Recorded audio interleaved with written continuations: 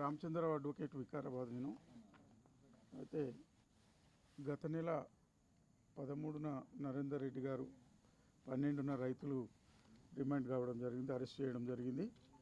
ఆ రోజు నుంచి మరి ప్రతిరోజు ప్రతి క్షణం కూడా ఏ రూట్ ఉంటే ఆ రూట్లో వారిని విడిపించడానికి ప్రయత్నం చేస్తున్న తరుణంలో ఈ రోజుకు అది ఫలించింది.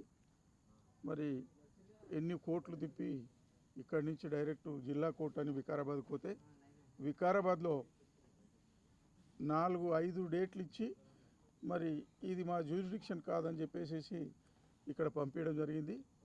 అందులో భాగంగానే నాంపల్లి స్పెషల్ కోర్టులో వేయడం జరిగింది. ఈరోజు బెయిల్ రావడం జరిగింది. అక్కడ చర్లపల్లి జైలుకు నరేందర్ రెడ్డి గారు మరియు ఇంకొక 4 రైతులు అక్కడి నుంచి ఇప్పుడు రిలీజ్ అయినారు. అదేవిధంగా ఇక్కడికి వచ్చేసరికి టైం అయిపోయింది. రేపు పొద్దున్న 6 గంటలకి వాళ్ళు రిలీజ్ చేస్తామంటున్నారు. మేము ఆర్డర్స్ ఏవైతే ఉన్నాయో రిలీజ్ ఆర్డర్స్ తీసుకొచ్చి బాక్స్లో డ్రాప్ చేయడం జరిగింది. అయితే ఈ అన్యాయమైన కేసును ప్రజలందరూ కూడా ఇంత వ్యతిరేకిస్తున్నప్పటికీ కూడా ఈ ప్రభుత్వం వారు ఇంకా కూడా విరమించుకునేటట్ల పరిస్థితిలో లేరు. అయితే మనం ఒకటే గ్రహించాలి, ప్రభుత్వం భయపడి లేకపోతే ఇది తప్పని తెలుసుకొని ఆ ఫార్మాసిటీని విరమించుకున్నది. అదేవిధంగా ఈరోజు బెయిల్ వచ్చినట్టుగానే రేపు పొద్దున ఈ కేసు అనేది ఎక్కడ నామరూపాలు లేకుండా విరమించుకుంటుంది. లేదా ఆధారాలు లేని కేసు కాబట్టి కోర్టు కొట్టేసే విధంగా మేము అడ్వకేట్స్ న్యాయవాదులందరూ కూడా పోరాడి దాన్ని కొట్టేయడానికి, ప్రజలకు రైతులకు న్యాయం జరగడానికి ప్రయత్నం చేస్తామని. అయితే ఇందుకు సంబంధించి మీడియా మిత్రులు కానీ మిగతా వాళ్ళందరూ కూడా ఒక పోలీసులు తప్ప అందరూ దీనికి సహకరించినారు. పోలీసులు మాత్రం అత్యుత్సాహం చూపించేసి, ఒక చిన్న ఉదాహరణ చెప్తాను. ఈ జైలుదే ఒక హీరేనాయక్ అనేట ఆయనకు హార్ట్ అటాక్ వస్తే వారు రాత్రిలో ఒకసారి తీసుకొచ్చి అక్కడ ఫస్ట్ ఎయిడ్ చేయించుకొని మళ్ళీ తీసుకొచ్చిండ్రు. పొద్దున మళ్ళీ వచ్చింది, మాకు ఇన్ఫర్మేషన్ వచ్చింది, మేము వచ్చినాము అడగనికి, ఫ్యామిలీని తీసుకొని వచ్చినాము. వీళ్ళు తీసుకొచ్చేటప్పుడు ఏదో పెద్ద నేరస్తుని ఉగ్రవాదిని పట్టుకొచ్చినట్లుగా హాత్కడీలు తీసుకురావడం జరిగింది. అంబులెన్స్ కనీసం ఇంత దూరంకు అంబులెన్స్ ఎక్కడికి వెళ్ళి చిన్న ఫోన్ చేసినా వచ్చేటి పరిస్థితులలో కూడా అంబులెన్స్ని నిలిపేయకుండా ఈ జైలు అధికారులు పోలీసు వాళ్ళందరూ కూడా దౌర్జన్యంగా తీసుకొచ్చిన పరిస్థితి ఉన్నది. సిఐ గారు అక్కడ ఉండి అసలు భార్యను కూడా అంబులెన్స్ లెక్కనిస్తలేడు, భర్తతో మాట్లాడనిస్తలేడు. ఆ పరిస్థితిని అంతా ఎదిరించి మేము అందులో కూర్చునబెట్టి అది పంపించడం జరిగింది.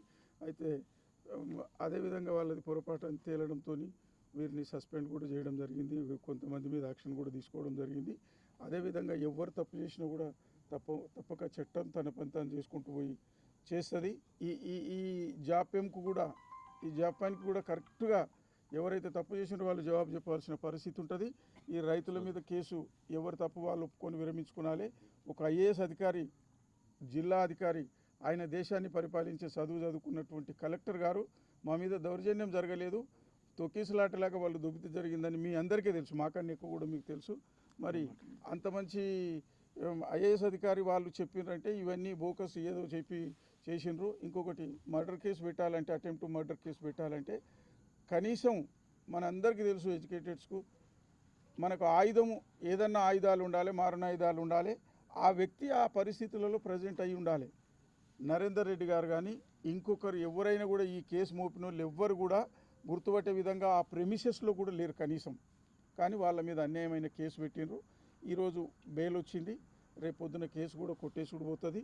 ఇదంతా ఈ అన్యాయాన్ని ఎదిరించడానికి మనందరం కూడా కృషి చేస్తామని. అయితే ఇంకొక చిన్న విషయం ఏమిటిదంటే, వీరందరూ ఏంటో కూడా కేటీఆర్ గారు మేము బీఆర్ఎస్ లీగల్ సెల్ నుంచి పనిచేసినాము, ఎక్కడ నుంచో ఇంకా న్యాయవాదులుగా ఒట్టిగా ఫీజు తీసుకొని చేసే న్యాయవాదులుగా కాకుండా రైతుల కోసం పోరాడదాముండని మాకు కేటీఆర్ గారు పిలుపు ఇవ్వడంతో మేము 37 రోజుల నుంచి కూడా పనిచేసినాము.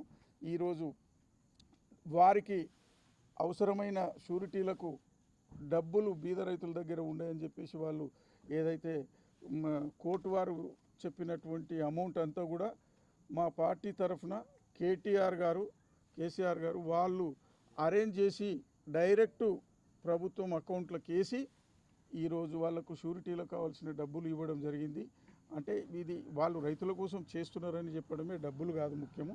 వాళ్ళందరూ కూడా కేటీఆర్ గారి దగ్గరికి పోయినప్పుడు మాట ఇచ్చిండ్రు కాబట్టి రైతులకు అదే జరిగింది. రైతుల కోసము మనందరం కూడా హార్నిషలు కృషి చేసి ఈ కేసును కొట్టేయడానికి తప్పకుండా మేమందరం కూడా కృషి చేస్తామని తెలియజేస్తూ జై తెలంగాణ.